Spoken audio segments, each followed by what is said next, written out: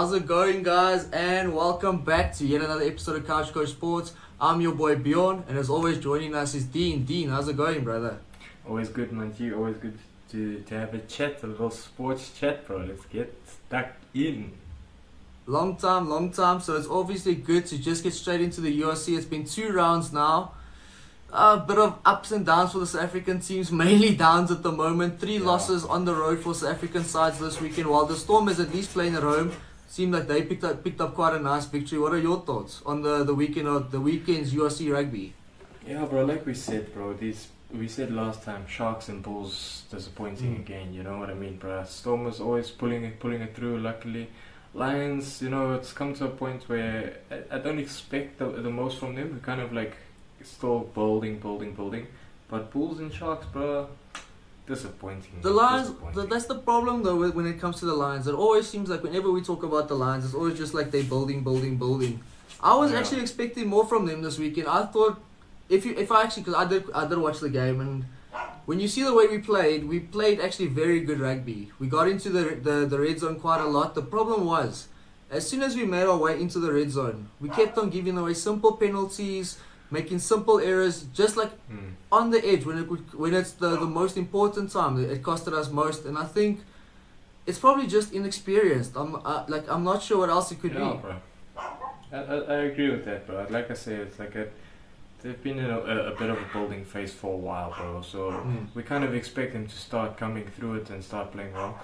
But yeah, bro, it's like when, like you say, inexperience maybe tells, but these guys, they're pretty experienced. But how many URCs are they together now? 2 already? Exactly, and that's the other problem. People say the Lions keep building and stuff, but most of the time, so after this season, right, their top players, there's a high likelihood that the Lions top players will get poached either by the other SA URC sides or by the other European teams. So it's almost an impossible task for lots of the Lions coaches, you could say, because they keep having to like implement the game plan with new players each season that come in. Also, there's no stability really when you look at the recruits they make. A lot of them come in on loan and don't really feature in the side at all. I mean, Xander du Plessis didn't really feature in the side while he was on loan, and the next moment he signed on a permanent deal and doesn't feature again. So it's like, why are they making these signings that, it's not really benefiting the URC side in any way? Yeah, but I think it might be their attraction, bro. Like, if you think of the top level players, do they really want to come to Lions? Do you know what I mean? If someone's got a P-Way, for example, I don't know if Lions most probably offered him something, but for him to say, nah, I'd rather go to the Sharks, Kortnos Kosan as well, another one.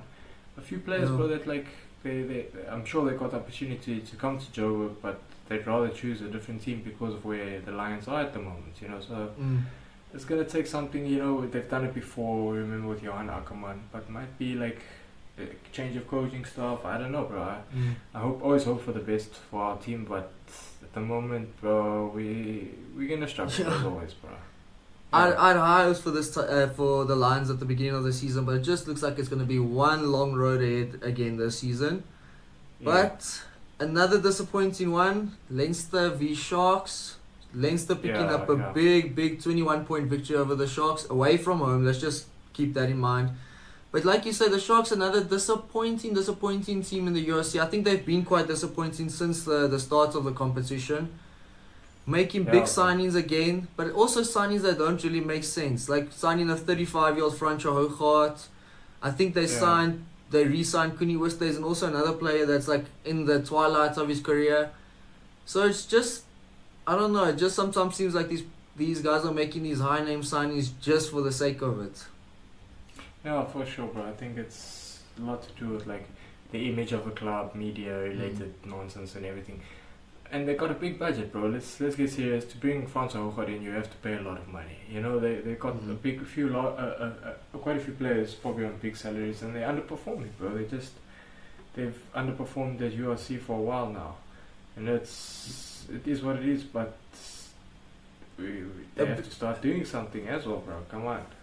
A big problem I've been thinking about it is that actually even makes the Lions case look even worse is, like these URC sides, especially the Sharks, for instance, they've got a ton of players in this in the Springbok setup. So that means that these players are gone for long periods of times during the season, which actually is a well, how can you say, it's a negative for your side. It's a to your side's detriment. It's a disadvantage for your side.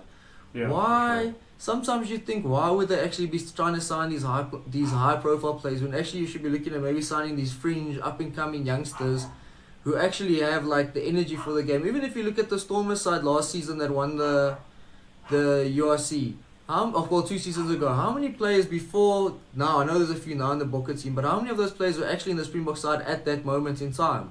I don't think too many. Sure. But I doubt they even have that mentality. You think of their coaching, bro. Plumtree striker as someone who's in it for the long run, or someone who's they've brought in to try and get results now? Do you know what I mean? But that's exactly the thing. Don't you think the Sharks are kind of like chasing that 2007 to 2012 Sharks vibe with Cooney back and for sure.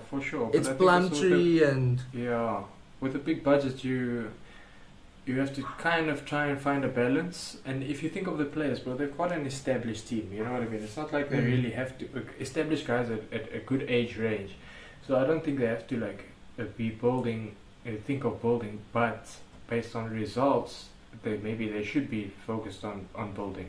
It might be a thing of that the players they have don't work well together. Might be a thing of that. But how do you change that then? How many players do you have to bring in to change that, to create some cohesion in the side? Look, they have their moments, bro. They have their moments. They got a lot of Springboks coming back. If you think of the Springboks they got coming back, will probably play a lot sooner than the other guys, because these guys who didn't get a lot of minutes, Grant Williams, Hendricks. So yeah, bro, they might, when they come back, they might start boosting their side a little bit. But we'll have to see. But at the moment, not good, bro. Not good.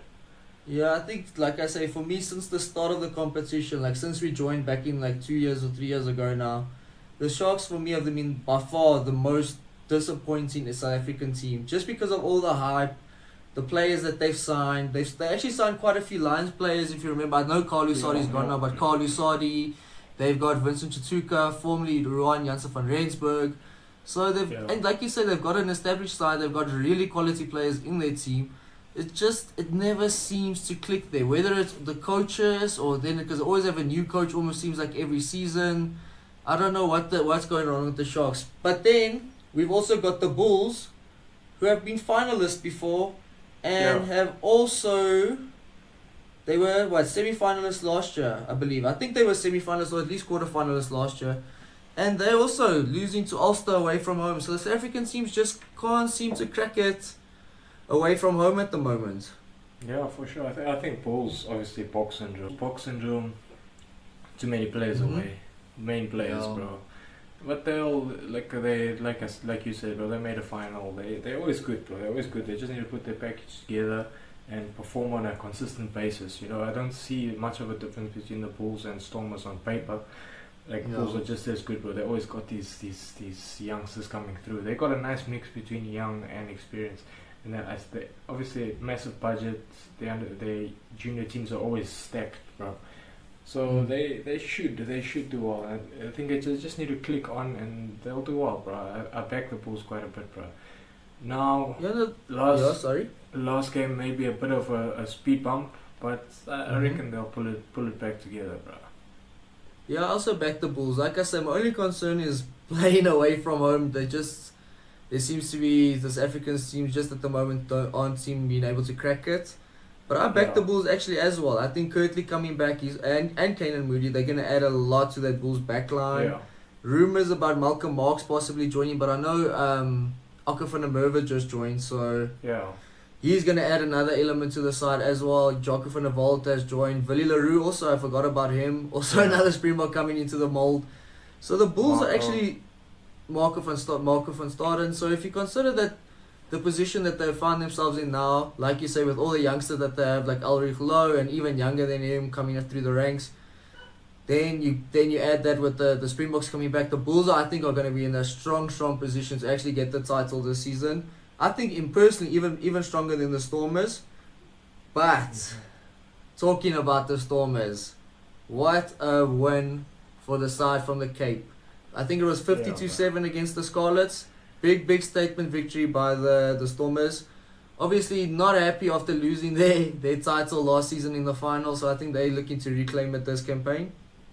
Yeah, bro, for sure. It will be crazy if they go 3 finals in a row. But like you said, bro, they're always looking fantastic. They always got a train of youth coming through, got experience. And guys who are versatile, bro. Look at Blomik, he's playing 10. Doesn't even look like he's out of position, bro. He looks solid. And the Bokke that they still have coming back for the back end of the season. Yeah, bro, Stormers. Speaking on that, how long do you think the Bokke guys will get off before they start joining in at URC? Long, I think quite long. Because if you think about it, they had 8 weeks. I think it was 8 weeks that they spent in France. Now they're gonna do their parade. I'm not sure if it started today. I believe it's maybe starting tomorrow. But they've got like parade for about a week. Then I'm sure it's probably gonna be a 2-week holiday with their families. So and then it's probably gonna take another 1 or 2 weeks for them to get match fit. Maybe some will get a bit earlier. You know, like you mentioned, Grant Williams, who maybe played 1 game. It's a bit different for him. But the top guys that were playing in the final. But talking about that, I wonder how many of those guys are actually at URC sides at the moment. I think majority of them play overseas, and I think Japan is a big one. Yeah, for sure. But in terms of like the URC teams, they're still like key players. Mani Lebok, all those guys. You know what I mean? Of course, they'll want them. David Willems. Yeah, for sure. Yeah, no, they'll make it. They'll make a huge difference. But also, I think it's don't expect them back anytime soon. I think the party's still gonna go on for about a week. Then it's gonna be 2 weeks holiday with the fam. After that, it's probably going to take a week or 2 to get match fit, and then they'll only play. So I'll say 5 to 6 weeks from now, we'll possibly see them back on the field. A few probably a bit earlier. And now for the fun stuff, guys. Now we've got the predictions. I know you guys always are the most keen to hear our thoughts on what we think will be the scores. Most of the time we get them wrong. But Dean, let's get straight into it. You wrong, brother. Yeah, you got the World Cup right. Fair enough. We don't talk about that. Leave me alone, bro. Let's talk about Man United, then we can talk. No. We URC, brother. Let's get the predictions. Glasgow Stormers. Okay, we've got Friday. We've actually got 2 SA sides on Friday. We've got Ospreys v Sharks, and then we've got Glasgow Warriors v Stormers. Bro, what's your thoughts on Ospreys v Sharks? Away from home for the Sharks. Bro, away from home at Twickenham Stoop, I'm going to go with Ospreys are going to win this one 25-16, bro. You think the Ospreys are going to take the one? Obviously, they, like you mentioned, their Welsh players have been back for quite a while, so they're probably going to be flying at the moment.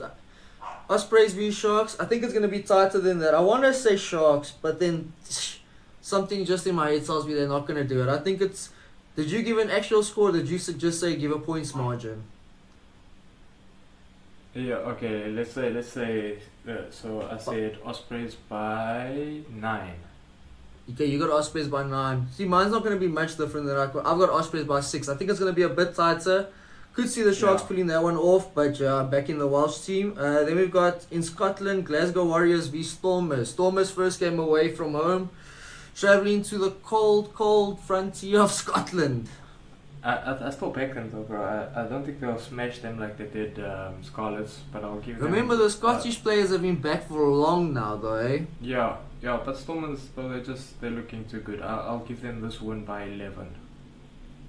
Yeah, I'm also going to be back in the Stormers. I think it's going to be, again, a little bit tighter than you think. I think it's going to be an 8 points, so I think it's going to go 8 points to the Stormers against Glasgow. But let's move on to Saturday now. We've got... the Bulls playing in Italy against Zebre, 3 o'clock in the afternoon on Saturday. What's your thoughts? No, it's a good game for the Bulls. I think it's a nice little, not a rest, but just to get everything back in order and sort them out. So I'm going to go Bulls by 20, Yeah, I'm also backing the Bulls actually to pick up their first win on the road. It's gonna depend on actually how they play, but you don't really see the Italian side being too much of a match for them. So I say Bulls by 25. I think all our scores are going to be quite tight this week. And then moving on to Sunday for the last one for the SA teams. Another one in Italy. It's Benetton v Lions. Yeah, bro. Benetton, although they're kind of good, I think the Lions should take this one. But it'll be a tight one. It's let's be honest, not the 2 best teams, so I'll go Lions by 7 points. I also think the Lions are going to take this one. I don't think we've actually gone. I don't think we've differed once on the winner, just a bit on the score. Yeah. But also, yeah, I backed the Lions for victory here. I think they're just also going to be too strong for the Italian team. Lions seem to be clicking in most areas of the game this past weekend. It just seemed like they lacked that little bit of finesse in the final stages, which I think that's an easy thing to fix. That's just a little bit of, maybe just a bit more of gameplay needed, a bit more of that feeling of how you're playing the game, if you know what I'm saying. So I say Yeah. Lions by 10 against Benetton. So what do we have? We both have Ospreys to beat the Sharks, Stormers to beat Glasgow, Bulls to beat Zebra, and Lions to beat Benetton. Yes. Oh, it's going to be an action-packed weekend. But anyways, guys, thank you once again for joining us. It's been our absolute pleasure to be hosting you. Don't forget to give us a like, give us a follow, or subscribe. Don't forget to leave your comments down in the comment section below. As always, it's been your boys. Thank you very much. Peace, guys.